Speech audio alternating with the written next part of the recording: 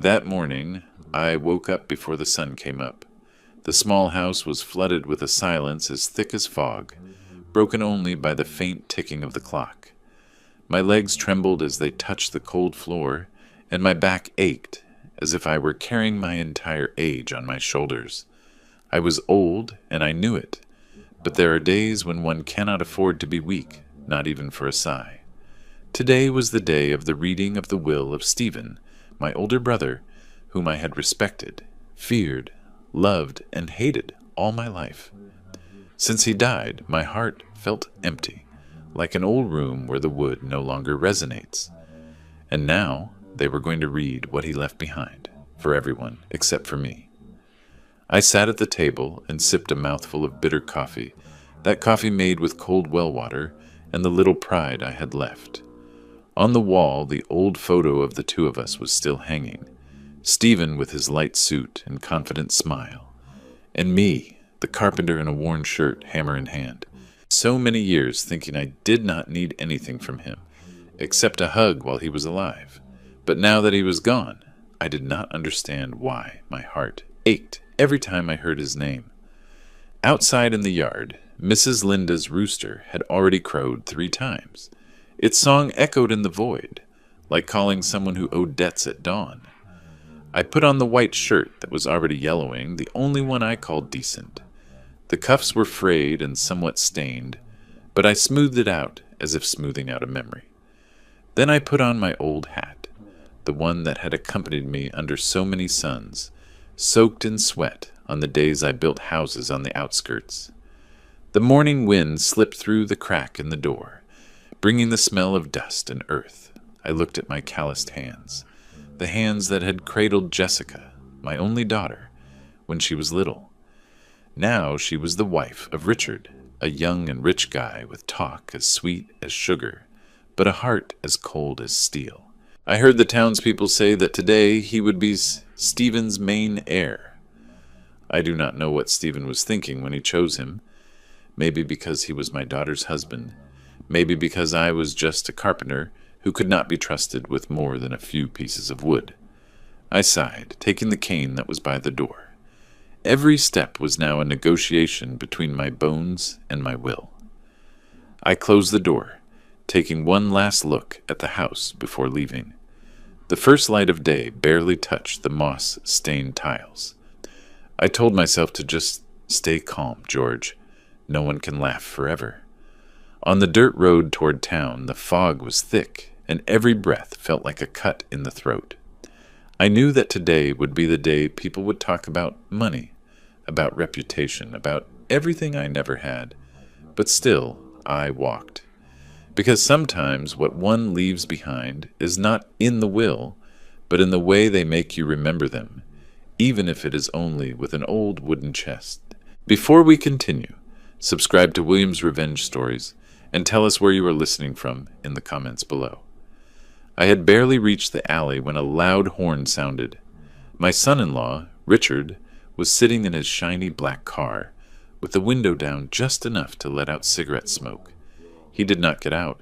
He just tapped the steering wheel with his fingers, signaling me to get in quickly, as if he were giving a ride to a day laborer. I gripped my cane, breathing deep. A thought crossed my mind. If he knew that these hands he despises carried his own wife, that they made the bed where he sleeps every night. But I let it go, because old age taught me that there are things that, by saying them, only stain one's own dignity. I opened the door and got into the back seat. The leather was soft, but it felt cold as ice. Richard looked at me through the rearview mirror. A contemptuous smile appeared on his lips. Not even a greeting. Just the roar of the engine, and the car started moving. On the way, he talked on the phone at full volume, as if he wanted me to hear him on purpose. "Yes, buddy. It is done. We will get the big house, the land, and everything of Stephen's. Life finally smiles on us." He let out a laugh, a hollow laugh like an empty can rolling down the street. I looked out the window, where the morning light clung to the treetops. Some neighbors were sweeping their yards. Seeing me pass, they nodded.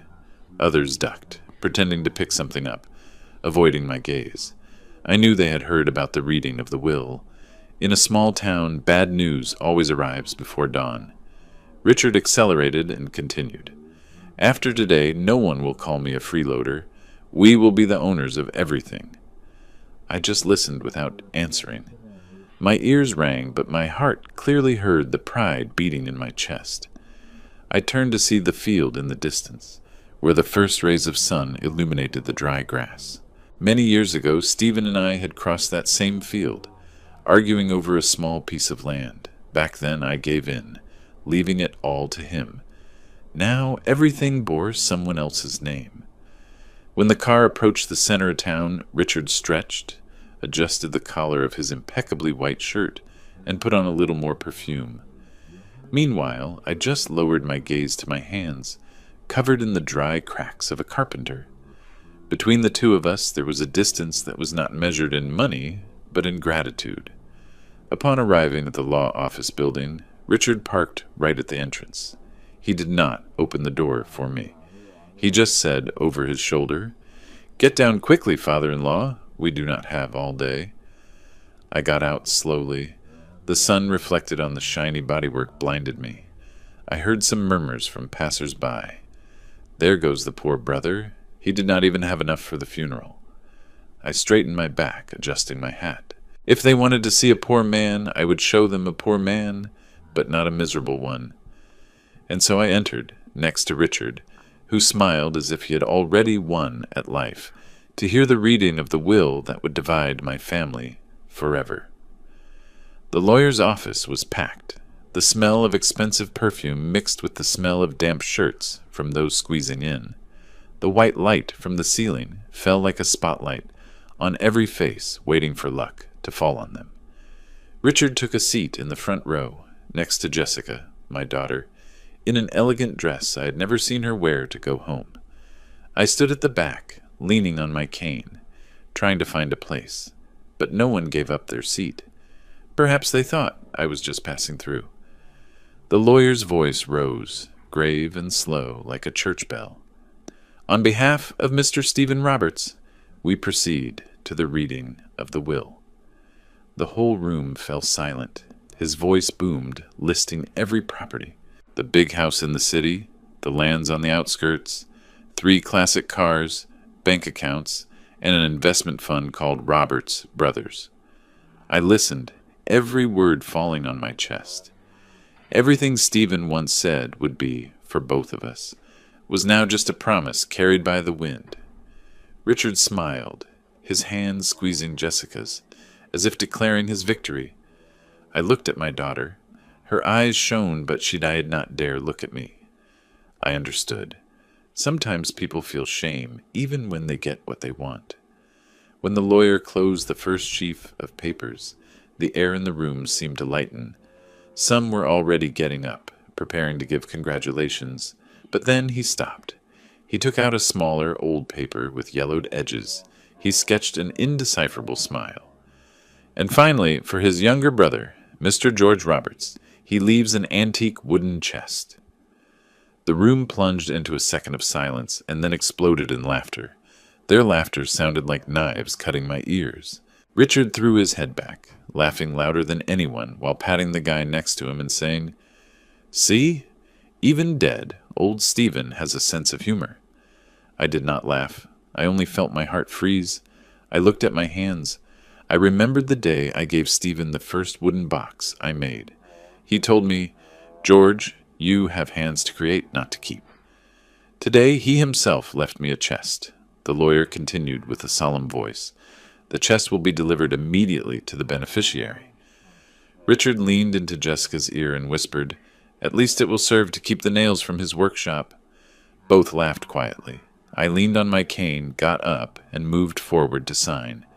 Every step sounded like a hammer hitting the wood of a coffin. When I received the chest, my hands trembled, not from fatigue, but from the weight. It weighed as much as my entire past. Around me, gazes followed me, some with pity, most with mockery. Richard leaned in, saying in a low voice so I could hear, "Useless old man, not even death left you anything." I stared at him. My voice was hoarse but clear. Sometimes, son, what has worth is not weighed in money." He laughed with disdain and turned around. I hugged the chest and turned my back to the bright light of the door. Behind me, people's laughter kept sounding like a flock of crows in a desolate field. Ahead, there was only the dusty road and my aging shadow, carrying a legacy whose value no one had understood yet. I left the law office. The midday sun was so intense it seemed to want to burn the whole town. My hands gripped the wooden chest, heavy and rough. The edge dug into my wrist until it hurt. I heard the glass door slam shut behind me, and then Richard's voice laughing mockingly with some acquaintances. "What a show! The old man got left an empty box. It is not even good for firewood." The laughter followed me like a swarm of buzzing flies. I lowered my head and walked slowly. Every shoe hitting the pavement sounded like my own heart beating in my chest. All my life as a carpenter, I knew how to distinguish good wood from wood that was hollow inside, but I had never felt a chest as heavy as the look of contempt from my son-in-law. I stopped under the shade of the cherry tree in front of the building. The shadow dappled my old shirt. I looked up through the glass and saw Richard shaking hands, laughing, talking as if he had just inherited a throne, and my daughter Jessica, standing beside him, not daring to look outside. For an instant our gazes met. She lowered her head quickly. I knew it. She was ashamed, and that hurt me more than any insult. A strange woman passed by. She pointed at the chest and asked her friend in a low voice, "Do you think there are ashes inside?" The other laughed and replied, "No, woman. What is in there is shame." I heard everything, but I did not answer. The silence of an old man weighs more than any protest. I pressed the chest against my chest and turned toward the main street. The wind blew hard, dust mixed with sweat, stinging my eyes. Every person I crossed looked at me. No one said anything, but I understood that in their heads they had the same question. Why would Stephen leave him only a chest? In a place like this, knives are not needed to hurt someone. A look is enough. Upon arriving at the parking lot, I saw Richard open the door of his car, leaning back in the seat, still smiling. I passed by him, and he did not bother to hide his disdain. "Take care of your treasure, father-in-law. Do not let it rot before you do." I stopped for a second, not out of anger, but out of pity. I remembered the day he came to my house for the first time, with a bouquet of cheap flowers, saying he would love Jessica all his life. That promise now sounded like a joke. I answered softly, "I hope one day you understand that what is rotten is not always in the wood." He frowned, not understanding. I kept walking, leaving behind his contemptuous laugh. My truck was parked a few streets away, old with peeling paint, but the engine still worked well because I had fixed it with my own hands, not like people's hearts. I put the chest in the back seat, tying it with an old rope. The sun came in through the window, hitting the scratched surface of the wood, revealing every crack, every grain of time. I touched the surface of the chest, whispering, "If this is the only thing you left me, brother, may it at least keep your truth." Then I sat at the wheel and started the old truck. The engine sounded crisp, hoarse like the voice of an old man who's endured too much. I turned my head to look back. I saw Richard getting into his expensive car, smiling at someone on the phone. The two vehicles moved in opposite directions, one under the golden sun of pride, the other in a cloud of silent dust.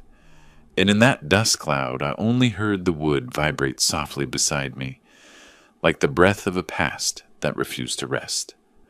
My truck vibrated as it advanced along the irregular road covered in red dust.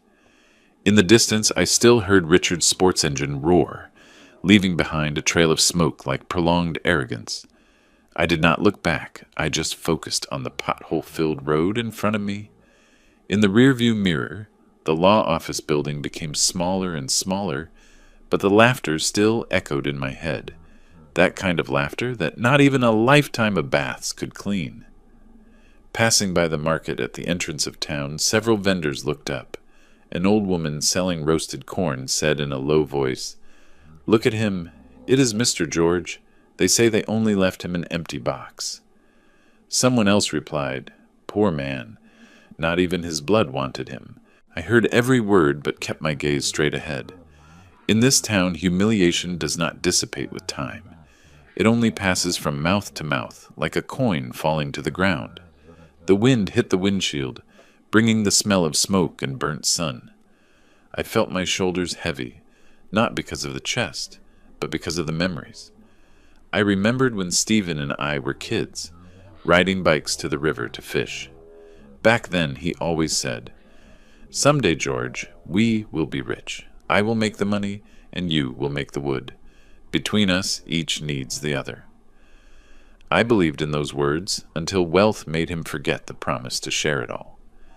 I arrived at my little street, where the houses with tin roofs already showed the passage of time. Mrs. Linda, the neighbor who always swept her patio, looked up from her broom and said aloud, "So what, Mr. George? Did they leave you poor again?" I just nodded slightly. Sometimes the answer does not need words. In front of my house, I saw Jessica standing under the shade of a tree with red eyes. Maybe she had heard what people were saying. I stopped the truck. Before she could say anything, Richard honked loudly from afar. His voice reached me. "Let's go, Jess. Do not waste time with the leftovers." She lowered her gaze and said in a low voice, "Dad, I'm sorry." I just waved my hand with a hoarse but serene voice. "Daughter, do not worry. He who is in a hurry to leave is because he does not know how to stay." She bit her lip, turned around, and walked quickly toward the car. I watched her as the wind lifted her dress, and then the car door slammed shut. Richard accelerated. The car took off, raising a cloud of red dust. I opened the door and took the chest out of the back seat. The old wood hit my knee softly, producing a dull sound. I left it on the patio, wiping off my sweat. My small house was simple but peaceful. It smelled of pine, machine oil, real life. In a corner, the table I had made for Stephen was still there, covered in dust. I looked at it, and then I looked at the chest, both made by my hands, but one was loved, and the other was an object of mockery. I dragged the chest inside. The wind closed the door behind me. Outside, children ran and shouted. Chickens clucked. A bicycle bell rang in the distance. Everyday sounds that today felt strange. I sat on a chair, my hand still on the lid of the chest. I no longer felt anger in my heart, only a silent question that resonated. If this is the last thing you left me, Stephen, what did you want me to learn? That night, the wind blew hard against the tin roof, bringing the smell of damp earth and distant barking. I was sitting alone in the silent house, with the only company of the flickering flame of the oil lamp on the table. The wooden chest rested in a corner, its shadow lengthened on the floor like a sleeping animal. I could not look away from it. Since I brought it in, I felt as if there was one more soul in the house. It did not speak, it did not move, but it watched me constantly. I poured myself a cup of black coffee, leaned back in the wooden chair, my hand trembling slightly from the cold that slipped through the window. I looked at the small flame in the lamp, remembering my days of youth. Back then, Stephen and I only had our hands. I worked the wood, he kept the books. I thought we would build a big workshop together, where he would keep the accounts and I would handle the plane. But then the money came. Money always comes to test people. Stephen bought lands, bought cars, bought friends, and little by little he forgot that he had promised to share everything with his younger brother. I did not blame him, or at least I thought I no longer did.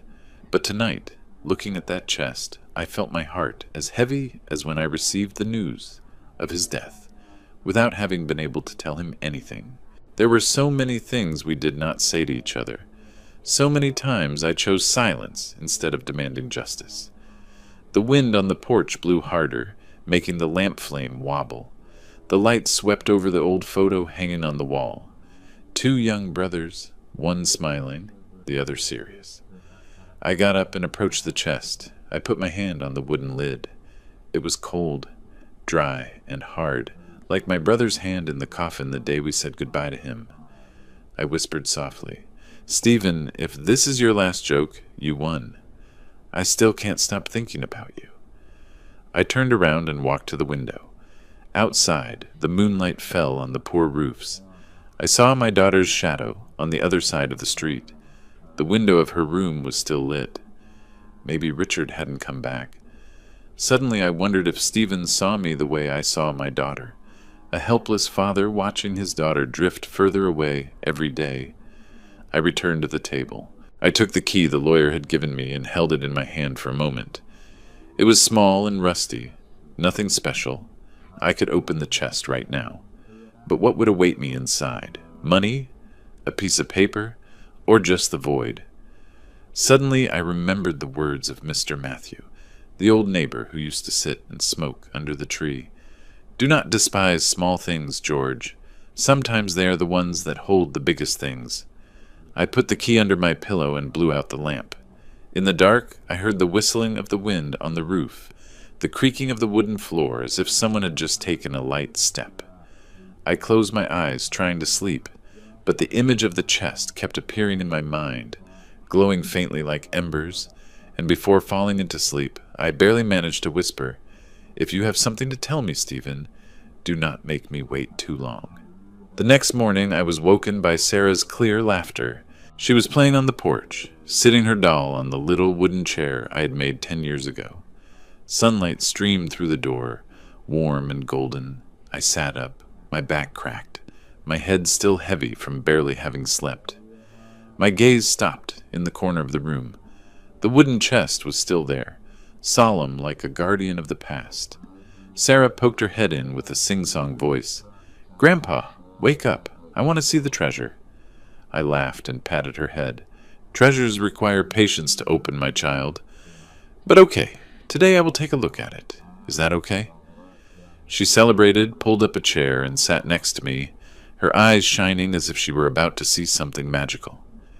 I took the key from under the pillow and put it in the lock. The sound of old metal rubbing was dry. The lock clicked. The lid lifted a little, releasing a cloud of dust. I opened the lid slowly. Inside was darkness and a smell of dampness that hit me, the smell of forgotten time. At first I only saw a few unimportant things, a torn cloth bag, some rusty nails, and a pocket watch with broken glass. I picked it up. The hands stopped at a meaningless hour. I smiled sadly. "Stephen, are you reminding me that our time stopped long ago?" Sarah leaned in, sniffed, and wrinkled her nose. "It smells bad, Grandpa. There is no gold, just pure old things." She said it and let out a little laugh, as if my sad story were a childish joke. But in that moment I realized I felt relieved. Perhaps because when you expect the worst and it happens, you no longer feel pain. I bent down, ready to close the lid, when my fingers touched something hard and cold at the bottom of the chest. I moved the nails aside and carefully pulled out an old phone, covered in a thick layer of dust and sticky with grease. I was stunned. This device must be more than 10 years old. Stephen never messed with technology. Why would he keep it in a chest? I took a rag and wiped the screen. Suddenly the screen flickered with a weak light. My heart beat hard. Sarah opened her mouth, amazed. "Grandpa, it is alive." I forced a smile. "Yes, like some memories. Even if you thought them dead, a touch is enough for them to wake up." The phone vibrated, emitting a dull sound. I jumped and almost dropped it. On the screen appeared a single line of text. "Incoming call. Unknown." Sarah held her breath. I held my breath too. The ringtone sounded in the middle of the silent house, like the heartbeat of someone from the other world. I picked up the phone with a trembling hand. It could be a technical error, or it could be a message. I looked at my granddaughter. She nodded slightly, with round eyes full of curiosity. I brought the phone to my ear. On the other side of the line, a deep and hoarse voice was heard, broken but clear. "If you are listening to this, George, it means that Stephen trusted you more than anyone." The room seemed to get colder. I gripped the phone tightly, asking in a whisper, "Who is speaking?" But there was no answer. Only a faint hum remained. and then the screen went black abruptly, leaving me with the chest wide open, the light entering like a secret eye that had just closed. I was still sitting there, holding the cold phone, my heart pounding like a hammer. The room was completely silent. Only the wall clock advanced, reminding me that what had just happened was real. Sarah pinched my sleeve gently with eyes very wide. "Grandpa, was it the voice of Uncle Stephen?" I swallowed, trying to force a smile to calm her. "No, my child, surely it was someone joking." But inside, that smile weighed heavy. That voice. There was something terribly familiar about it, not because of the tone, but because of the way that person said my name. George. Slow, grave, and full of confidence. Just as Stephen used to call me every time he entrusted me with something important. I put the phone on the table, but my eyes remained glued to the black screen. Sarah whispered, "Open it again, Grandpa. I want to hear again." "No. Better later, my child. What is asleep? One must not wake it twice in the same day." I covered the chest with a blanket, trying to calm down, but it was not long before the phone vibrated again. This time stronger, the buzz hitting my chest. On the screen appeared the text. "Incoming voice message." I bit my lip and pressed. "Listen." The same voice as before sounded again. Paused. Every word counting in the silence. "If you are listening, it is because Stephen believed you were strong enough to know the truth. Do not fear. It all starts with the chest. Keep it safe. Do not tell anyone. And do not trust Richard." I held my breath, every word driving into my mind. Then the signal cut off, leaving only a long buzz. I stood paralyzed. The phone slipped from my hand and fell to the floor with a dry thud. Sarah looked at me scared and asked in a low voice, "Grandpa, who is Richard?" I answered softly. "He is your mom's husband. Why can't he be trusted?" I sighed, and my trembling hand stroked her hair. "Because there are people who, when they have money in front of them, forget whose blood runs through their heart." I took the girl to the patio. I told her to play with the puppy. When I returned, I sat in front of the chest, my gaze drawn to the darkness of its interior. The things that lay there, rusty nails, the broken watch, the old phone, suddenly no longer seemed insignificant. They were clues, fragments of a bigger story that Stephen had left behind. Night began to fall. I left the phone on the table, but I did not dare turn it off. In the dark, the screen light shone from time to time, like an eye waiting for me to look at it straight on. Outside, on the patio, the wind made the door rattle, reminding me of the sound of the hammer in the carpentry shop years ago. I lay on the bed, but sleep did not come. Every time I closed my eyes, I heard Stephen's voice, again, warm but distant, saying in my head, "George, I never forgot you." I sat up suddenly, cold sweat soaking my back. The room was silent, but my instinct told me that call was just the beginning, and what Stephen wanted me to find was still waiting somewhere, hidden in the dark, or inside the very chest everyone had mocked.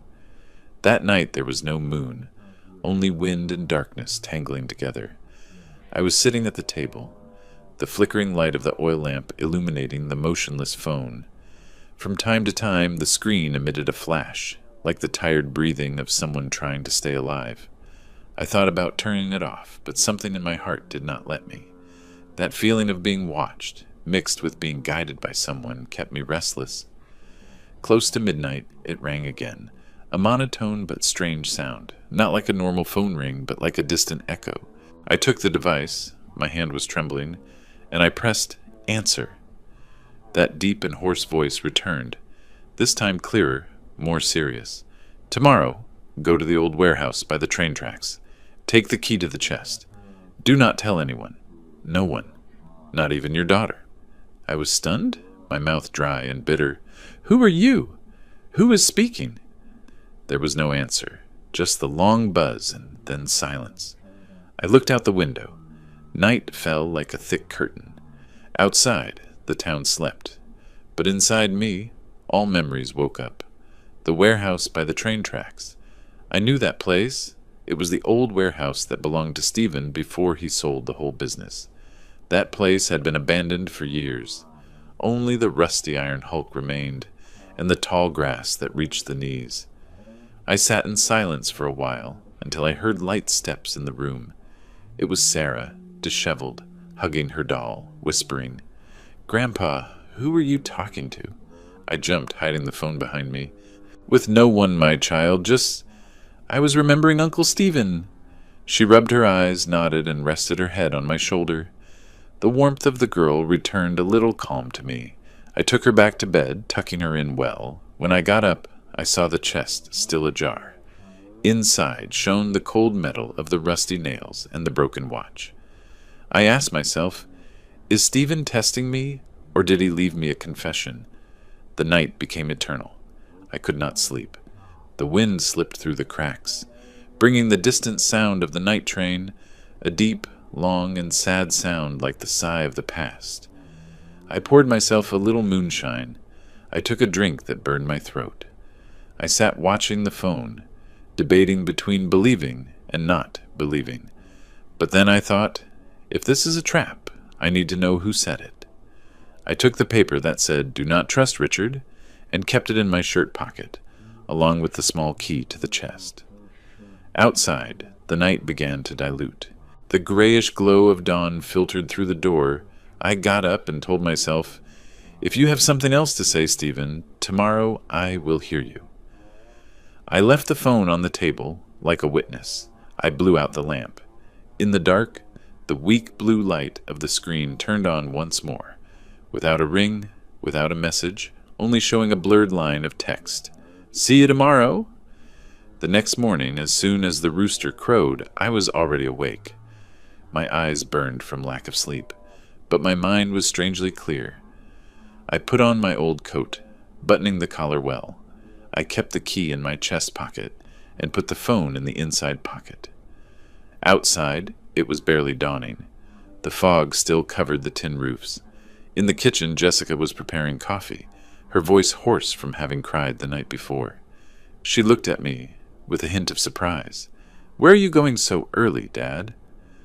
I forced a smile and answered slowly, "To the cemetery, to visit Uncle Stephen's grave. It has been a long time since I went." She nodded without asking more questions.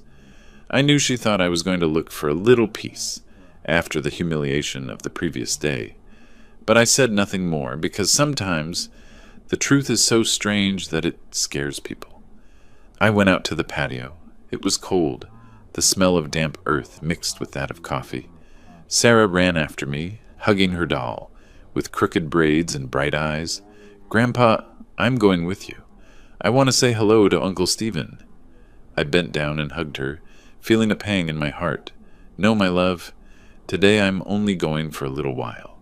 When I come back, I will tell you what Uncle Stephen told me, okay?" She nodded and shouted at me as I walked away. "Do not forget to bring me a flower, okay?" "Yes, I promise." I went out to the street. The fog covered everything. The sun was still hiding behind gray clouds. The familiar sound of a car engine made me turn. From the corner, Richard's shiny black car approached, slow like an animal stalking. The window went down. He smiled, with a voice sweet but cold. "Where to so early, father-in-law? Still looking for treasures in your empty box?" I answered calmly. "No, I am going to talk to someone you could never understand." He arched an eyebrow. "Stephen? How ironic, right? He left everything to me, and you still defend him." I said nothing. I just turned around. He shrugged, pretending to laugh, but in his eyes shone a flash of suspicion. I got into my truck and started it. Through the rearview mirror, I saw him standing there, with his hands in his pockets, his eyes following me. I took the dirt road out of town, but I did not feel calm. At every curve I looked in the mirror. The first time there was no one. The second, everything quiet. But in the third curve I saw the flash of headlights in the distance, glued to me. Richard. My heart raced. I tried to slow down. Then I turned onto the road that surrounded the sugarcane field. The black car followed me, keeping its distance. I understood that he suspected, Maybe he had heard something. Or he simply could not stand the idea that I, the poor devil, could have something he did not know. The road was narrow, flanked by whispering trees. I drove slowly so he would think I had not noticed him. When I reached the curve near the abandoned warehouse, I accelerated suddenly and turned into a muddy alley between two brick walls. I turned off the engine, stopping in the dark. The wind blew through the rusted tin roof like a whisper. A moment later, I heard his car pass by. I saw the light sweep the entrance of the alley and then disappear. I let out the air, but a bad feeling grew in my chest. Today, whatever I found, Richard's shadow would not leave this story. I held the key in my pocket, the cold metal against my fingers. In front of me, the old warehouse emerged from the fog, with stained walls, a roof full of holes, and a peeling metal door with the number 27. I approached, saying in a low voice, like a prayer, "Stephen, I am here. Now tell me, what did you want me to see?" I stood in front of the rusty iron door. The number 27, painted in white, was almost erased, barely visible like an old memory. The wind blew from the train tracks, bringing a smell of metal, dampness, and cold, which made me shiver. I squeezed the small key in my hand, my palms sweaty. In the distance, the whistle of the first train resonated, long and deep like a call from the past. The rusty lock resisted every turn, letting out sharp squeaks. I had to use both hands, pushing with all my strength, until suddenly, with a crack, the bolt gave way. The heavy door opened with a screech, releasing a puff of stale dust that made my eyes sting. The weak light from outside filtered in, revealing a murky space full of shadows. I entered. The smell of old oil, rusty iron, and time hit me immediately. The dirt floor was covered by a layer of dust so thick that every step left a deep footprint. A few spiders ran hurriedly along the beams, their webs covering the corners of the ceiling. I turned on the small flashlight I brought. The shaky light swept a row of rotten wooden barrels and stopped in the middle of the room. There, right in the center, were 3 metal trunks placed in parallel, as big as half a man's body, each engraved with a large E, a skillful stroke, although rust had already eaten it away. I stopped. My heart beat fast. The E. Stephen, it could not be a coincidence. On a nearby wooden table, covered in dust, was a yellowish envelope. I approached, blowing off the fine layer covering the paper. A line of text appeared, written with the familiar handwriting, slightly slanted. For George. I opened it with trembling hands. Inside was a folded sheet. The writing hurried, the ink slightly run. "Brother, if you are reading this, it means I have already left this world. Do not fear and do not be angry with me. The true fortune is not in what Richard brags about. It is here, in your hands. The only one I trust, so that greed does not destroy everything. Protect it, and forgive me for having forgotten the promise we made." I held the paper. My heart ached. Forgive me? That word was like a knife, but also like medicine. I read it over and over again. Every stroke was like my brother's hand on my shoulder after so many years of silence. The wind blew hard, making the paper tremble. I raised my head and looked around. The flashlight beam passed over every iron trunk. Each one seemed to contain an imprisoned breath. I did not open them. It was not the time yet. I feared that if I did, I would lose the little faith I had left that this was just a dream. I stepped back, leaning against the wall, breathing deep. At that moment, a soft sound came from outside, the crunch of tires on gravel. I turned off the flashlight. My heart shrank. Through the crack of the ajar door, I saw the light of headlights sweep the area and stop. A shadow got out, tall with a light coat and a familiar walk. Richard. I held my breath, sticking to the wall, squeezing the letter in my hand. He stood outside, looking around. Then he lit a cigarette, the smoke floating inside through the crack. The smell of tobacco mixed with that of old iron, almost choking me. He stood there a good while, as if waiting for someone. I heard the repeated click of his lighter, and then his voice, barely a murmur that the wind brought. "I know you are here, old man. Do not hide." I closed my eyes. The wind blew out the flashlight, leaving me alone with the 3 dusty trunks, and the message resonating in my head. Protect it. Do not let greed destroy it. Outside, Richard remained standing, patient like someone who has smelled money. I knew that the game Stephen had left was just beginning. I held my breath in the dark, my back against the cold wall. Outside, Richard was still standing, pacing back and forth like a predatory animal. His footsteps crunched on the gravel. Occasionally the tap of his cigar ash could be heard, and then silence. I could feel the smoke slipping through the crack, his familiar smell of tobacco, the smell of arrogance and lies. I looked at the letter in my hand. Stephen's words trembled under the dying light of the flashlight. "If greed finds you, you will know what to do." A shiver ran down my back. My brother had foreseen it. Maybe that is why he left this letter. Not so I would find gold, but to test those of us left alive. Outside, Richard tapped gently on the metal door. His voice rose, dragging the words, "Come on, old man. I know you are there. If there is something inside, it is mine too." Stephen owed it to me. I closed my eyes, breathing deep. In my heart, there was fear, pain, and a bitter laugh. The man Stephen trusted most was the same one who now wanted to dig his grave, to get a little more profit. He pulled hard on the handle. The door screeched. I jumped and quickly crawled behind the iron trunks, hiding in the dark. The door opened partially.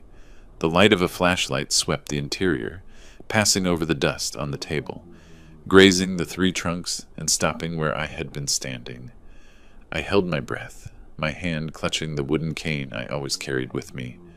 Richard entered, his shoes crushing the thick layer of dust with a dry sound. He laughed with disdain, lowering his voice. So this was the old man's secret, an iron tomb. I heard him hit the lid of one of the trunks, and then a snort of anger. Locked with a padlock, of course. Stingy old man, even in death. I heard him breathe heavily, and then his voice sounded again, and this time lower, but full of suspicion. "If stupid George found something, he won't take it far." My heart beat hard. He turned around, then he stopped near the door, standing still for a long time. I felt he was sniffing the air, as if my smell of fear were enough to give me away. I gritted my teeth, trying to keep my breathing as slow as possible.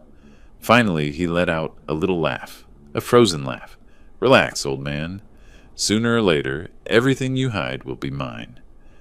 He left. The metal door closed, leaving me in a thick silence. I did not dare move. I only listened until the sound of his car engine faded away, disappearing behind the curves of the dirt road. I sat up. My back hurt sharply. The warehouse plunged back into darkness, only interrupted by the whistling of the wind on the rusty roof. I turned on my flashlight again, illuminating the letter, rereading the words Stephen had left, as if whispering in my ear. Protect it. And if necessary, protect also the one who has not understood yet. I sat in silence a good while. Perhaps Stephen had not only left me this secret, but also a burden, the burden of compassion in a world that only knew how to measure value in money. I put the letter in my pocket, locked the warehouse, and turning around, I looked at the grayish sky. A first ray of light was breaking on the horizon. I whispered, like sending a message to my brother. "I saw it, Stephen. What you wanted me to protect was perhaps not gold, but the human part that still remains in us." The next morning I got up when the sky was still covered in fog. In my shirt pocket, the iron key weighed like a promise. The 6 numbers, 150703, had been circling in my head all night until the first light pierced the curtain. I did not know if I was going in search of wealth or if I was following the shadow of my deceased brother. But of one thing I was sure. If Stephen had something more to say, today I would hear it all. I drove my old truck out of town. The road to the warehouse zone was deserted. Only the wind brought the smell of motor oil and rusty iron. Upon arriving, I recognized the row of warehouses numbered without order. some rickety doors, walls stained with green moss, and at the end of the road, between two cracked cement columns, number 14 appeared. Wait, the number etched in my memory was from the clue. But here, the one that the key fit, was this one. The door of this warehouse was different from number 27. The metal here was newer, the lock larger and solid. I inserted the key. It fit perfectly, as if it had been waiting for my hand. With a soft turn, a click was heard. The door opened, and a current of cold air came out, making me shiver. Inside, a dim light illuminated 3 large wooden chests, covered with tarps. I approached and pulled the first tarp. Under the layer of dust, a flash of golden metal shone. I froze. Gold bars stacked neatly like bricks. I pulled the second tarp. Bundles of dollars tied with rubber bands, with international bank stamps. The last chest, when opened, only contained an old leather notebook and a small photograph. 2 young men, me and Stephen, standing in front of our first carpentry shop. I took the notebook and opened it. The paper was yellowish, the handwriting slanted and shaky, but every line was clear. George, if you are reading this, maybe I am no longer here to ask for forgiveness. I made a mistake. I forgot the most valuable thing we had, trust and brotherhood. I let money guide me while you kept the fire alive. When I realized, it was late.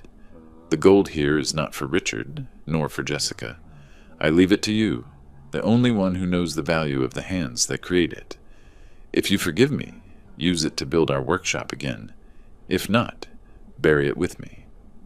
I let myself fall, the notebook trembling in my hands. My eyes clouded over. It turned out that Stephen had not only left me a fortune, but also his own guilt. Wrapped in shiny but cold gold bars, I sat for a long time. The light entering through a small skylight illuminated the old photo.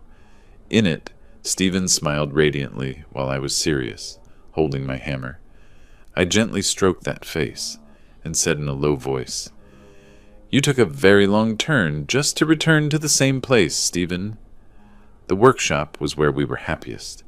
The wind slipped through the tin roof, causing a page of the notebook to flip to the end. At the bottom there was an additional line, with different handwriting, weaker, more hurried. "If Richard finds you, take him to Warehouse 15. There he will find the lesson that money cannot buy."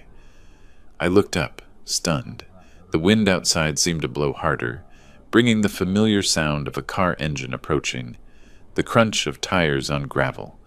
I knew who was coming. Richard. I closed the notebook and put it under my shirt. The shine of the gold did not make me happy. It only gave me a chill, because what Stephen had left was not just redemption, but a challenge, both for me and for him. I got up, staring at the door, still clutching the notebook. "Okay, brother, I understood. This is not a treasure. It is a mirror for the soul." The sound of tires on gravel became closer.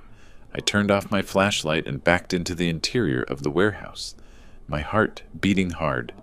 The headlight beams cut through the layer of dust, drawing stripes of cold light on the wall. A moment later, the metal door opened so hard it rumbled. Richard entered with his coat open, his penetrating perfume dominating the smell of metal. His eyes swept the place, his shiny leather shoes treading on the dust, leaving clear footprints. "So this is where he hid everything, huh, father-in-law?" He laughed with disdain, his voice loaded with contempt. "I knew it. Stephen trusted no one but himself. But of course surely he left his little brother the dirty work." I kept silent, watching him approach, his gaze fixed on the gold bars shining under the tarp, reflecting the light on his face. In that instant I saw how Richard's eyes opened wide, burning with a voracious greed. "My God," he exclaimed, his voice trembling slightly. "All this was mine, and you thought you would keep it." "It is not mine, and it is not yours either, Richard," I said slowly, my voice grave like old wood. "This is what remains of a man who wanted to amend his mistakes." He laughed with contempt, taking a step closer. "Amend mistakes? How naive, George. Stephen owed me this, everything. I was his trusted man. I was his family when you abandoned him. Family is not the one waiting to divide the loot, Richard, I replied, not looking away from him. If you think